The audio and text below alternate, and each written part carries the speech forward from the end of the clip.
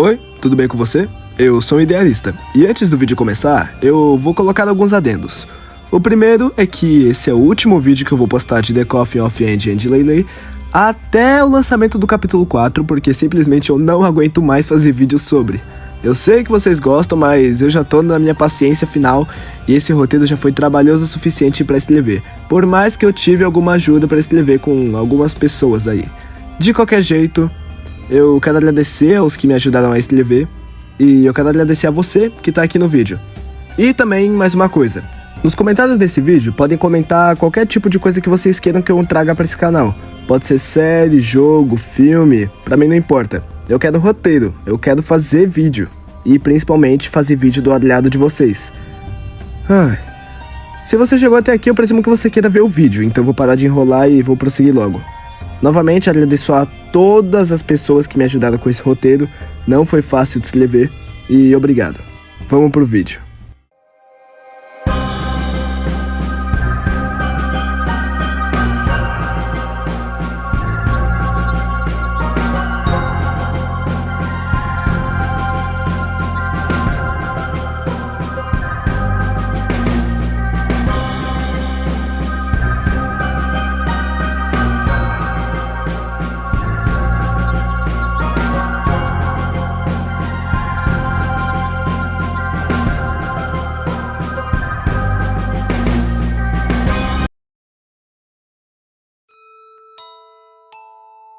Como eu havia dito no meu último vídeo de The Coffin, eu ia falar nesse aqui sobre toda a família Graves. A tragédia dessa família é o que sustenta toda a narrativa de The Coffin of Andy and Leyley. E para entender a história, não basta apenas olhar para o Andrew e a Ashley no presente. É necessário voltar ao passado, na origem de tudo, a história dos pais deles. Douglas e Renee Graves. Antes mesmo do nascimento dos filhos, havia rachaduras profundas nessa história. Renee, por sua vez, tinha uma relação conturbada com a mãe, sendo criada em um ambiente rígido e frio, assim como ela mesma se moldou no futuro. E Douglas cresceu em uma casa onde a repressão e a cobrança eram constantes. Cobrança essa que ficou mais evidente quando percebemos que o pai de Douglas guarda uma grande frustração pelo filho nunca ter se tornado um advogado. Quando se uniram, levaram consigo todas essas feridas não resolvidas, que inevitavelmente mudariam a criação de Andrew e Ashley. A relação entre Douglas e Renee era frágil, marcada por ressentimento, cobranças e a incapacidade de oferecer amor verdadeiro. Era apenas dois adultos tentando sobreviver, carregando o peso dos traumas que herdaram. Mas ainda assim parece que existe amor entre os dois, como podemos ver nessa foto e nos diálogos que eles têm durante o jogo. O nascimento de Andrew e Ashley. Andrew nasceu primeiro, e desde o começo sua vida foi definida não pelo que ele era, mas pelo que ele podia fazer. Para seus pais, ele era uma ferramenta, uma mão de obra adicional para aliviar as dificuldades no lar. Seus estudos e seus sonhos de sua infância nunca importaram. Ele não teve tempo para brincar ou ser apenas uma criança. Desde pequeno foi forçado a amadurecer mais rápido, carregando nos ombros as responsabilidades que jamais deveria ter enfrentado. Renee, esgotada, passou a empurrar ainda mais as responsabilidades para o Andrew, encarregando-o de ser o bom irmão, que deveria cuidar de tudo que ela não queria lidar. Ashley, rejeitada desde o nascimento, desenvolveu uma autoestima quebrada e passou a associar a rejeição ao afeto. Desde cedo ela entendeu que a única forma de garantir a atenção era através do caos e da manipulação. E aqui temos claros exemplos do que não fazer com os seus filhos e de como você pode ser um grande pai de merda e negligente. Bom, vamos prosseguir. Apesar de toda a dor, uma conexão genuína nasceu entre os irmãos. Andrew via Ashley como a única pessoa que realmente o compreendia, e isso era algo que ele nunca tinha sentido com ninguém. Para Ashley, Andrew era tudo, o único que não a descartava como lixo. No entanto, essa relação, já construída sobre bases tortuosas, se tornou uma prisão para ambos. Andrew, desesperado por manter uma paz frágil em casa, muitas vezes cedia os caprichos de Ashley, por medo de perder a única conexão verdadeira que ele tinha. Ele a mimava e protegia excessivamente, reforçando seu comportamento inseguro e manipulador.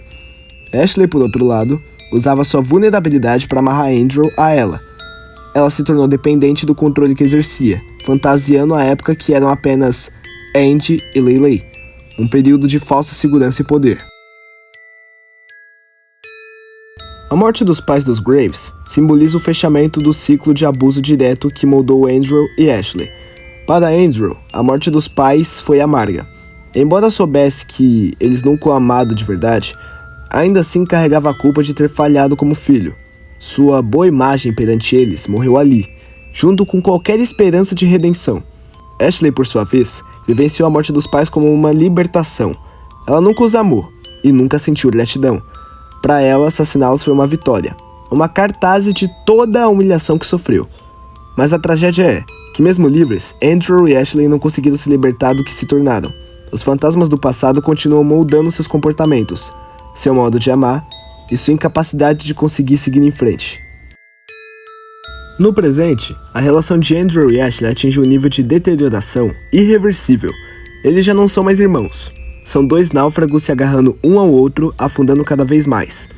Andrew, agora um adulto, passou a se aproveitar das técnicas de manipulação que a própria irmã usava, e também absorveu o comportamento de sua ex-namorada Julia, para justificar seus desejos tabu.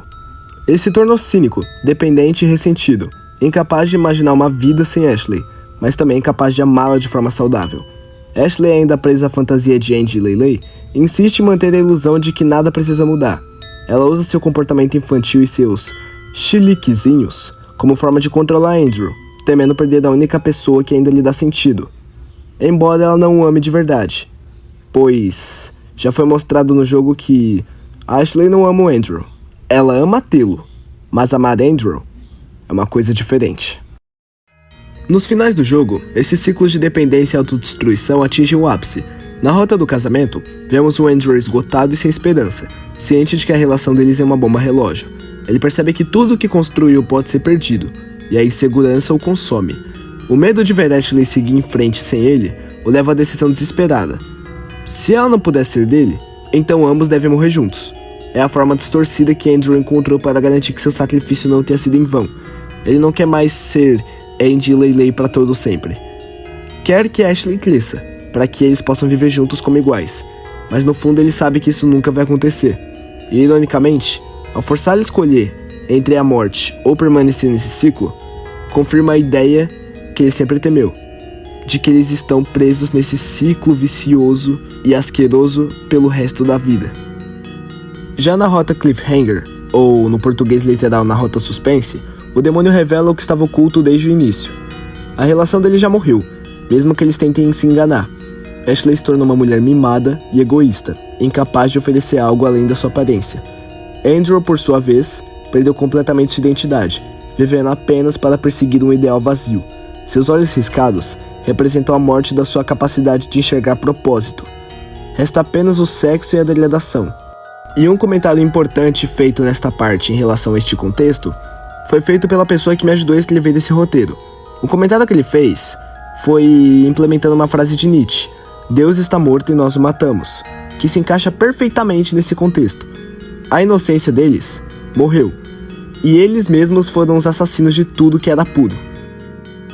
Ashley é o retrato de uma infância destruída, que nunca pôde amadurecer, sem amor, sem orientação e sem confiança. Ela construiu um mundo onde ser frágil e manipuladora era a única forma de sobreviver. No fundo, tudo que ela queria era ser amada incondicionalmente, algo que jamais recebeu dos pais e que de forma distorcida tentou arrancar de Andrew. Presa a uma imagem idealizada de infância, Ashley nunca conseguiu enfrentar o fato de que a vida exige crescimento, responsabilidade e dor. Sua autoestima, enterrada sob anos de negligência e rejeição, era tão inexistente que ela se agarrou desesperadamente às fantasias de Andy e Leyley, tentando congelar no tempo, em um período onde pela primeira vez sentiu que tinha controle e poder sobre alguém. Para Ashley, a ideia de crescer e enfrentar a realidade significava admitir que ela era pequena e indesejada e fraca, algo que ela se recusava a aceitar. Assim, perpetuava uma ilusão eterna, sufocando Andrew e a si mesma dentro de uma história que nunca poderia evoluir. No fundo, Ashley não era má. Era mais uma criança perdida, incapaz de aceitar que o amor verdadeiro exige muito mais do que controle. Exige coragem para deixar o passado morrer. Ashley é uma vítima e cúmplice do próprio sofrimento, perpetuando o ciclo de dor porque é o único ambiente que ela aprendeu a existir. No final, ela não é má, apenas quebrou-se tão cedo que nunca teve a chance de ser outra coisa além de uma versão corrompida da criança que tentou sobreviver. Já Andrew é o exemplo cruel de como a responsabilidade forçada e a negligência emocional podem destruir um ser humano. Desde pequeno ele foi obrigado a ser forte, mas essa força nunca foi real. Era apenas uma máscara para esconder o garoto solitário e sufocado que crescia dentro dele. Sua necessidade de proteger Ashley, de ser o pilar de alguém, virou sua identidade. Andrew passou a vida tentando encontrar valor através do sacrifício, até que o sacrifício se tornou sua autodestruição. No fundo, sua maior tragédia é que ele nunca foi amado por quem ele era, apenas pelo que ele podia oferecer. Desde pequeno ele aprendeu a esconder toda a dor e a manter as aparências, porque sua mãe sempre preferiu varrer os problemas para baixo do tapete e fingir para o mundo que a família era perfeita. Essa lição tóxica o moldou.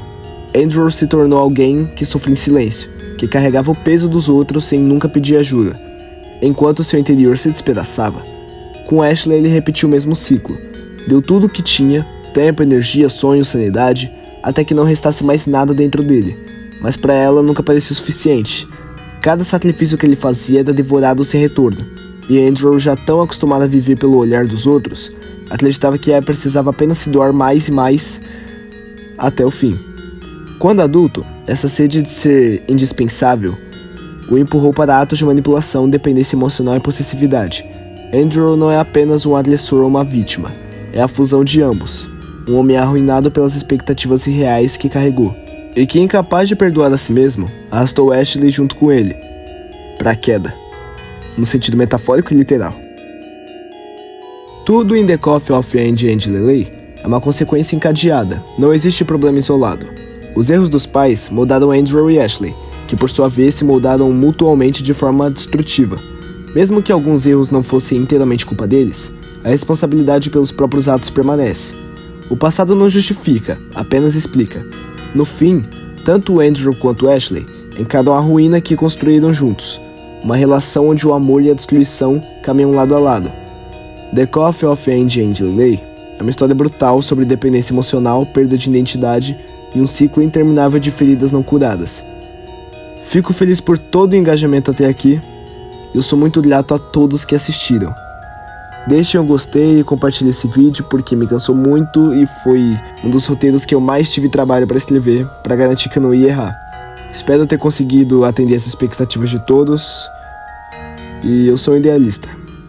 Muito obrigado e tchau.